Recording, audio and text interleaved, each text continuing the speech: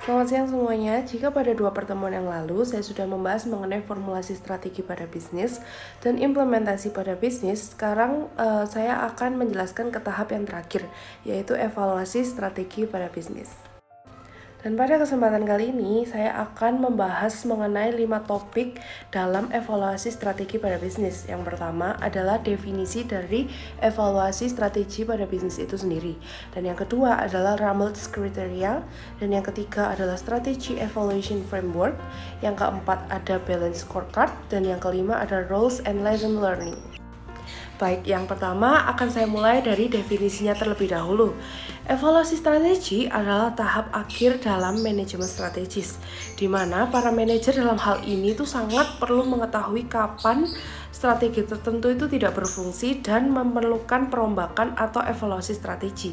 Yang berarti evaluasi strategi dalam hal ini itu adalah usaha untuk memperoleh informasi-informasi yang miss ini. Jika semua informasi telah didapat, maka semua strategi dapat dimodifikasi untuk kepentingan di masa depan karena faktor-faktor eksternal dan internal akan selalu berubah. Lalu ada 3 macam aktivitas yang dapat dilakukan untuk mengevaluasi strategi. Yang pertama yaitu meninjau faktor-faktor eksternal dan internal yang menjadi dasar strategi yang sekarang. Yang kedua, kita dapat mengukur prestasi, dan yang ketiga, kita dapat mengambil tindakan yang korektif. Selain itu, evaluasi strategi juga dapat dilaksanakan dengan memperhatikan matriks IV dan EV, di mana pada matriks IV dan EV ini terdapat faktor internal dan eksternal perusahaan yang dapat dianalisis kembali setelah proses pelaksanaan strategi. Misalnya, jika posisi internal dan eksternal perusahaan sama sekali tidak berubah dan tidak menunjukkan kemajuan di perusahaan tersebut, maka perlu adanya perbaikan strategi atau pelaksanaan evaluasi strategi ini. Namun, jika posisi perusahaan tidak berubah dan tujuan dapat tercapai atau signifikan majunya perusahaan itu, maka strategi dapat dilanjutkan dan tidak perlu dilaksanakan perombakan strategi. Selanjutnya yaitu ada Rummels Criteria. Rummels Criteria merupakan kriteria pada evaluasi strategis yang dituliskan oleh Richard Rummels, dan kriteria tersebut adalah dibagi menjadi 4 bagian. Yang pertama yaitu konsistensi. Konsistensi merupakan strategi yang harusnya konsisten pada kebijakan dan juga tujuan dari strategi itu sendiri. Nah, permasalahan dalam organisasi itu kadang kan dapat menyebabkan terjadinya inkonsistensi. Nah, di sini saya akan menyebutkan 3 tanda dari permasalahan organisasi yang dapat menyebabkan strategi berjalan dengan cara tidak konsisten. Dan ketiga tanda tersebut adalah: pertama, jika permasalahan manajerial berkelanjutan dan dengan berubahnya personil, dan jika mereka bergantung pada isu dan bukan pada orangnya. Yang kedua, jika sukses dari suatu organisasi berarti kegagalan dari organisasi lainnya. Dan yang ketiga yaitu jika permasalahan kebijakan dan isu berlanjut pada resolusi tingkat atas.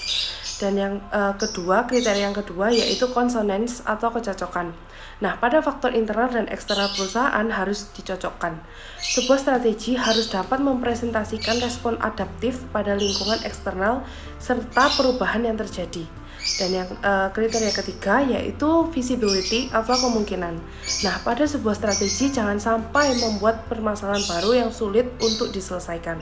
Pada evaluasi strategi, penting untuk mengetahui apakah organisasi mempunyai kemampuan, kompetensi, keterampilan, bakat, dan hal lain yang diperlukan untuk strategi yang diberikan. Dan yang terakhir yaitu advantage atau keuntungan. Jadi, sebuah strategi harus dapat menyediakan pembuatan atau pengaturan dari keunggulan kompetitif. Nah, keunggulan kompetitif ini normalnya merupakan hasil dari 3 hal, yaitu sumber daya, skill, dan posisi. Serupa dengan keempat kriteria tersebut, ada pula 4 tes yang bisa dilakukan untuk mengetahui apakah yang ada dapat diterima, dan keempat tes tersebut diantaranya tes konsistensi tujuan, tes kerangka, tes kompetensi, dan tes kemungkinan. Selanjutnya yaitu pada topik ketiga, Strategy Evaluation Framework atau kerangka kerja strategi evaluasi. di mana terdiri dari tiga bagian, yaitu yang pertama adalah review atau peninjauan kembali atas dasar-dasar strategi yang telah melekat pada perusahaan. Dan yang kedua adalah measure itu merupakan pengukuran dengan cara membandingkan kemajuan yang direncanakan perusahaan dengan kemajuan aktual yang terjadi sekarang dari perusahaan. Dan yang ketiga yaitu korektif, di mana korektif itu merupakan perombakan strategi bisnis dengan tujuan agar perusahaan dapat cepat mencapai goals-nya. Pembahasan yang selanjutnya adalah balance scorecard, di mana balance scorecard ini adalah metode pengukuran hasil kerja yang digunakan oleh perusahaan atau biasanya disebut dengan strategi manajemen. Dengan adanya balance scorecard dapat sangat membantu perusahaan untuk dapat memberikan pandangan menyeluruh mengenai kinerja perusahaan dengan tujuan agar kinerja perusahaan ini dapat berjalan dengan efektif dan efisien.